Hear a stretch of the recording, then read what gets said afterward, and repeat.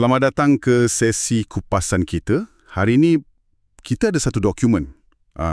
Nampak macam menarik betul ni.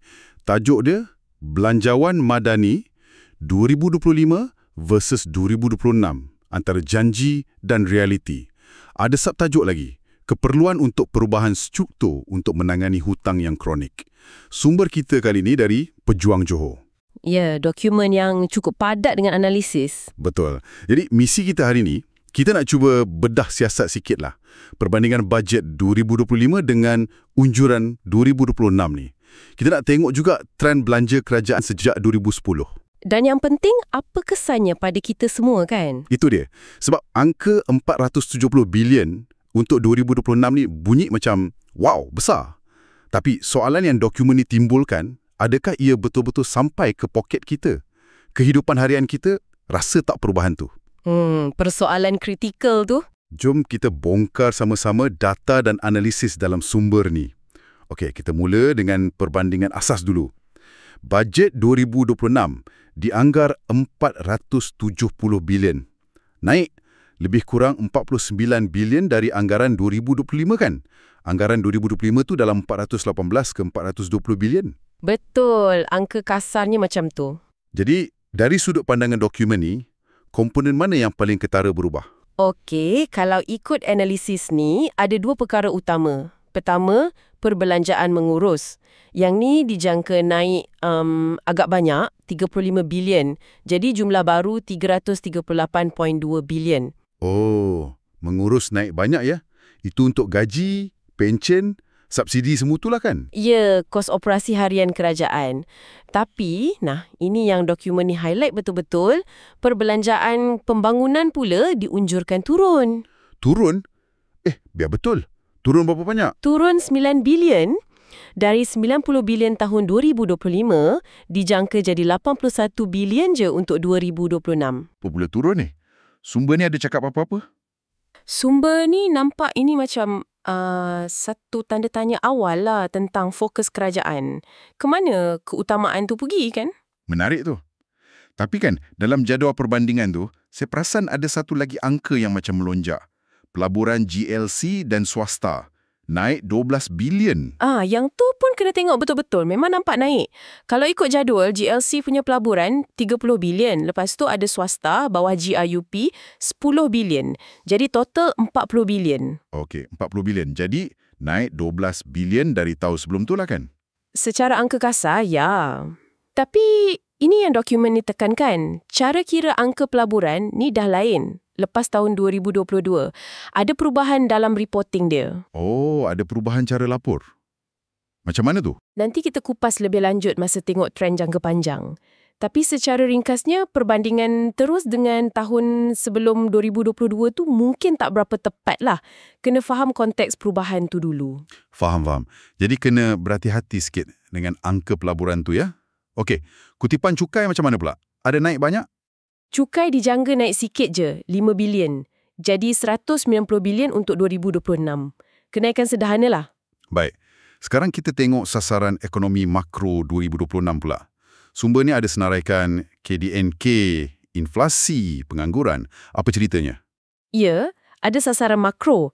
Pertumbuhan KDNK disasar antara 4.5 hingga 5.0%. Okey, nampak macam positif tu. Inflasi pula dijangka turun lagi, antara 2.0 hingga 2.3%. Pengangguran pun dijangka turun sikit, ke 3.2%. Kalau tengok angka-angka ni saja, nampak macam berita baik lah kan? Ekonomi stabil, makin baik sikit. Di atas kertas, memang nampak macam tu. Tapi, dokumen ni ada bangkitkan sedikit keraguan. Contohnya, pasal inflasi tu, turun sampai 2%. Ada yang rasa macam optimistik sangat ke? Yelah, dengan harga barang sekarang ni kan? Betul. Isu lagi besar yang sumber ni tekankan ialah jurang antara statistik rasmi dengan realiti yang rakyat rasa. Inflasi rasmi mungkin rendah, tapi kos hidup, harga barang dapur, tambang, sewa rumah, ramai rasa makin perit. Jadi, statistik satu hal, rasa kat poket tu hal lain lah ya? Macam tu lah. Sumber ni ada guna ayat yang agak pedas sikit. Statistik nampak cantik, tapi dompet rakyat tetap kosong. Dia nak tunjuk beza antara gambaran besar ekonomi dengan apa yang kita rasa hari-hari. Mendalam maksud tu. Ini terus bawa kita ke soalan seterusnya lah. Dari 470 bilion ni, apa yang betul-betul sampai ke rakyat biasa? Apa manfaat langsung dia ikut analisis ni? Okey, analisis ni tengok beberapa perkara. Macam STR, sumbangan tunai rahmah tu, diteruskan. Liputan diperluas guna data e-kasih. Itu baguslah. Tapi jumlah bantuan naik tak? Itu dia. Jumlah tak naik. Masih sama macam sebelum ni. Lepas tu, subsidi bersasar diteruskan. Tapi kita tahulah kan pelaksanaan 2025 tu banyak isu, banyak kontroversi. Memang pun. Lagi? Ada bantuan lain tak? Ada sumbangan khas RM500 sekali beri untuk imam, bilal, guru kafar. Sekali beri je lah ya. Jadi macam mana sumber ni nilai semua ni? Cukup signifikan ke? Perspektif sumber ni kebanyakannya nampak macam simbolik sikit atau impak dia tak berapa mendalam. Mungkin jangka panjang baru nampak. Perluasan STR tu bagus, tapi nilai sama tu mungkin tak cukup nak tampung kos hidup yang naik. Betul juga tu. Subsidi bersasar pula masih tak jelas kesan dia. Terutama untuk M40, ramai rasa macam terpinggir sikit. Bantuan RM500 tu, okeylah komuniti tu hargai. Tapi ia one-off je, bukan solusi kekal. Macam mana dengan TVET? Kan selalu sebut pasal TVET. Ada peruntukan TVET naik, 7.6 bilion. Besar tu. Tapi analisis ni kata, duit tu banyak pergi ke institusi latihan. Bukan sebagai insentif terus kat pelajar. Contohnya macam allowance ke untuk tarik minat atau bantu kos sara hidup masa belajar. Oh, jadi lebih kepada institusi bukan pelajar secara langsung lah ya? Nampak macam itulah penekanan dia. Jadi rumusan dokumen ni agak straightforward. Dia kata rakyat mahu impak segera dan berani, bukan sekadar pengumuman atau bantuan kecil-kecil yang sementara. Faham. Jadi mesejnya rakyat harap lebih dari itulah agaknya. Okey, ini bawa kita ke bahagian yang saya rasa paling buka mata dalam analisis ni. Sumber pejuang Johor ni bukan setakat tengok 2026 je. Ya, dibagi data jangka panjang. Betul. Dari 2010 sampai anggaran 2025. Ini penting kan nak tengok gambaran besar, isu struktur. Apa trend utama yang data ni tunjukkan? Tepat sekali. Bila tengok jangka panjang ni, baru nampak corak dia. Ada beberapa trend penting yang sumber ni anggap membimbangkan. Kita tengok satu-satu ya. Silakan. Pertama, dia panggil pembangunan yang tertinggal. Okey, data tunjuk jumlah bajet keseluruhan memang naik mendadak. Dari 198 bilion tahun 2010, naik ke, kita guna anggaran 2025 lah ya, sekitar 420 bilion tu. Naik lebih 2 kali ganda. Okey, bajet total naik banyak. Tapi, dalam tempoh sama, perbelanjaan pembangunan, duit untuk bina aset negara tu cuma naik dalam 1.9 kali ganda. Dari 48 bilion tahun 2010 ke 90 bilion tahun 2025. Jadi, kalau ikut peratusan, bahagian untuk pembangunan tu makin kecil lah berbanding saiz keseluruhan bajet. Macam tu ke? Lebih kurang macam tu lah implikasinya. Tapi ada lagi satu lapis analisis dia yang lagi kritikal. Kesan inflasi. Inflasi kumulatif. Ya, dokumen ni anggarkan inflasi terkumpul 2010 hingga 2025 ni dalam 40 ke 50%. Jadi, walaupun angka peruntukan pembangunan tu nampak naik, kuasa beli sebenar duit tu mungkin dah Merosot. walaupun angka naik. Betul. Penulis ni anggarkan 90 bilion tahun 2025 tu, nilai sebenar dia mungkin macam 60 bilion je kalau ikut nilai 2010. Ini yang buat dia tanya, ke mana sebenarnya duit itu pergi? Kalau bajet naik banyak tapi pelaburan pembangunan sebenar tak naik setara lepas tolak inflasi? Itu serius bunyinya. Angka besar tak semestinya hasil besar kat lapangan lah ya. Okey, apa lagi trend lain? Trend kedua, dominasi perbelanjaan mengurus. Untuk anggaran 2025, perbelanjaan mengurus tu 328 bilion. Itu dah hampir 78% dari total bajet yang 40 bilion tu. 78%. Hampir 4/5 tu. Betul. Duit untuk gaji, pencen, subsidi, bayar hutang, kos operasi harian. Sumber ni persoalkan struktur bajet kita ni dah terlalu berat ke arah pentadbiran saja ke sampai korbankan potensi pelaburan pembangunan jangka panjang. Dia kata 470 bilion dibelanjakan tapi 78% hanya untuk urus. Macam itulah lebih kurang. Berat sebelah nampaknya. Trend ketiga tadi, pasal lonjakan angka pelaburan GLC dan swasta tu, boleh cerita sikit lagi? Boleh. Ini trend ketiga, lonjakan mendadak angka pelaburan GLC dan swasta selepas 2022. Kalau tengok data ikut tahun, angka ni memang naik. Gila-gila punya naik. Contoh, dari 60 bilion tahun 2022, lompat ke anggaran 210 bilion tahun 2025. Dari 60 ke 210 bilion dalam 3 tahun je? Itu macam berita baik sangat tu. Nampak macam tu kan? Tapi, analisis ni bagi warning penting. Perbandingan ni bukan apple dengan apple. Tak setara. Sebabnya, kaedah lapor untuk kategori ni dah diubah lepas 2022. Oh, jadi cara kira dah lain. Apa yang lain tu? Skop dia lagi luas ke sekarang? Tepat sekali. Angka sekarang ni termasuk pelaburan dari GLIC macam KWSP, PNB, lepas tu syarikat milik kerajaan, MKD, Badan Berganun, pelaburan swasta bawah Gia Europe tu. Sebelum 2022, mungkin tak semua ni masuk bawah kategori ni. Mungkin lebih fokus pada GLC utama je. Jadi, tak boleh banding terus lah ya, angka sebelum dan selepas 2022? Ikut dokumen ni, tidak sah kalau banding terus. Dia risau naratif pelaburan meletup mungkin mengelirukan rakyat. Sebab kita tak nampak pecahan jelas. Siapa labur? Kat mana? Sektor apa? Siapa dapat manfaat? Angka besar saja tak cukup cerita. Betul juga tu. Kena tengok detail dia. Okey, ada lagi trend lain. Tadi macam ada sebut pasal pelaksanaan projek pembangunan. Ada. Itu trend keempat. Jurang ketara antara peruntukan dan pelaksanaan sebenar projek pembangunan. Ini pun isu struktur juga ni. Dokumen ni bagi contoh prestasi 2025. Macam mana prestasi dia? Dari 90 bilion yang peruntukan pembangunan untuk 2025 tu, unjuran prestasi tunjuk mungkin dalam 62 ke 65 bilion je yang betul-betul dapat dibelanjakan sampai hujung tahun. Kadar pelaksanaan cuma dalam 69 ke 72%. Maknanya, dekat 1/3 duit pembangunan tu tak dapat guna dalam tahun tu. Macam tu. Apa kesan dia? Kesannya, masalah mungkin bukan setakat duit tak cukup. Tapi sistem tu sendiri ada isu nak laksanakan projek dengan cekak.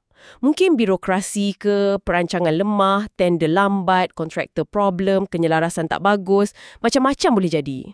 Jadi duit ada tapi tak sampai ke projek lah ya? Macam itulah gambarannya. Dokumen ni tanya sini sikit. Mana pergi baki 25 bilion? Rakyat tunggu jalan, sekolah, peluang kerja. Ini bukan saja lambatkan manfaat, tapi boleh buat orang hilang percaya juga. Faham.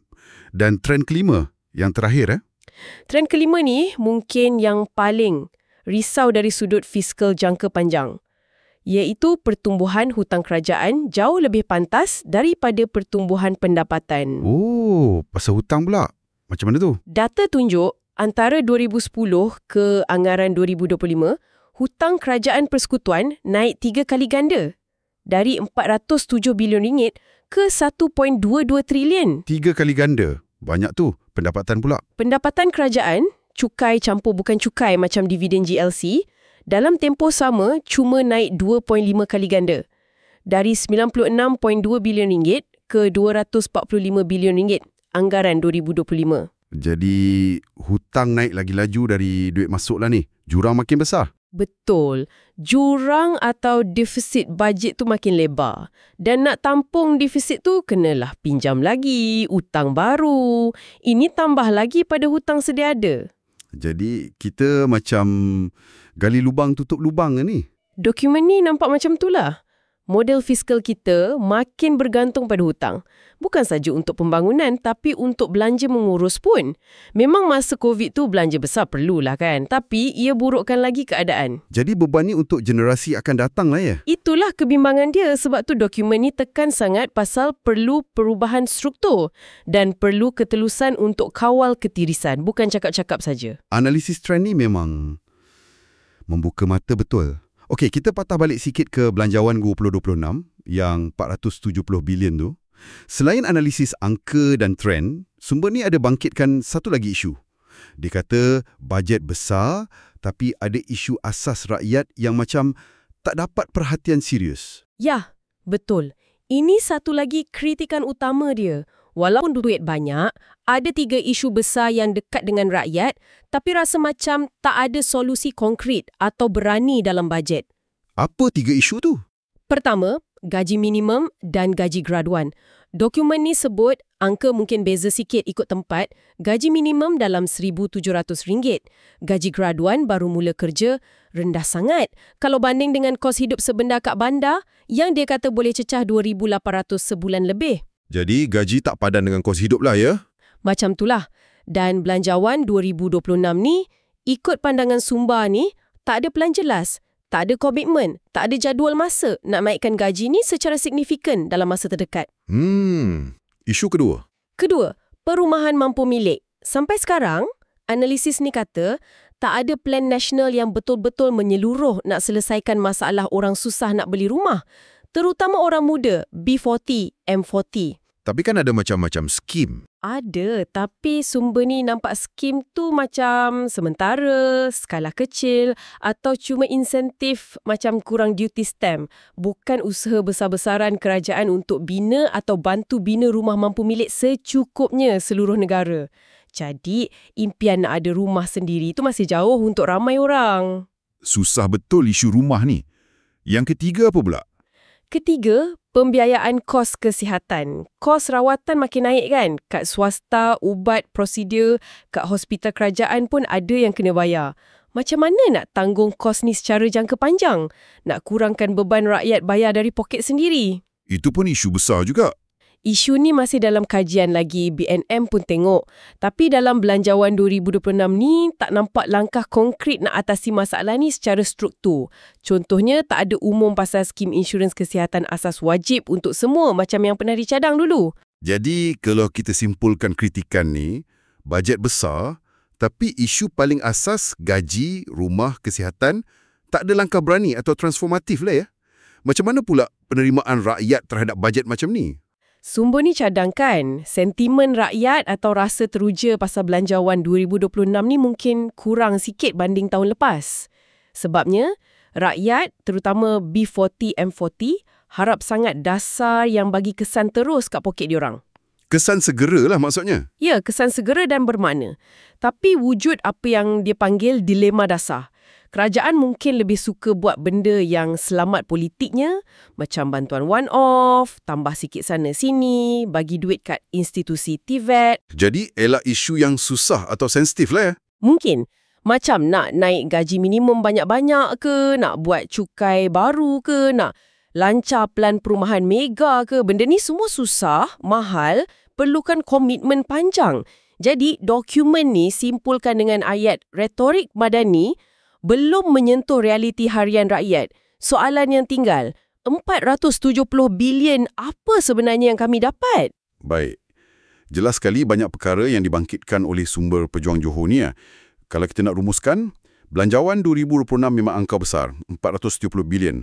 Tapi persoalan utamanya, macam mana angka besar ni nak jadi perubahan nyata dalam hidup kita semua? Terutama bila kita berdepan tekanan kos hidup, isu gaji rasa tak cukup, susah nak beli rumah. Betul. Dan bila tengok trend jangka panjang, lagi nampak cabaran dia. Perbelanjaan mengurus makin besar, pembangunan pula macam ketinggalan sikit pertumbuhannya, lepas tu ada masalah pelaksanaan pula tu. Duit tak sampai ke projek.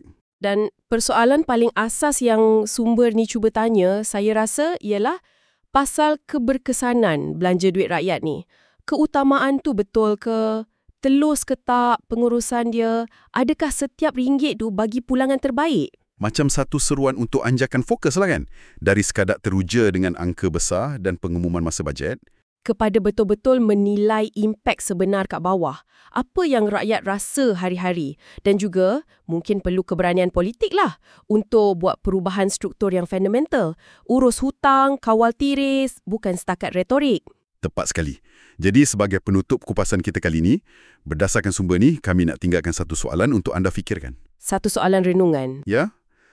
Kalaulah anda boleh cadangkan satu sahaja perubahan paling penting dalam cara bajet negara kita dirangka ke, dilaksanakan ke, atau dipantau, pada masa depan. Apakah perubahan itu? Dan kenapa anda rasa ia sangat penting untuk diri anda, keluarga dan negara kita? Fikirkan jawapan anda sendiri. Terima kasih banyak kerana luangkan masa bersama kami mendalami analisis Belanjawan 2026 ni. Harapnya perbincangan ni bagi perspektif baru untuk anda. Jumpa lagi dalam sesi kupasan seterusnya.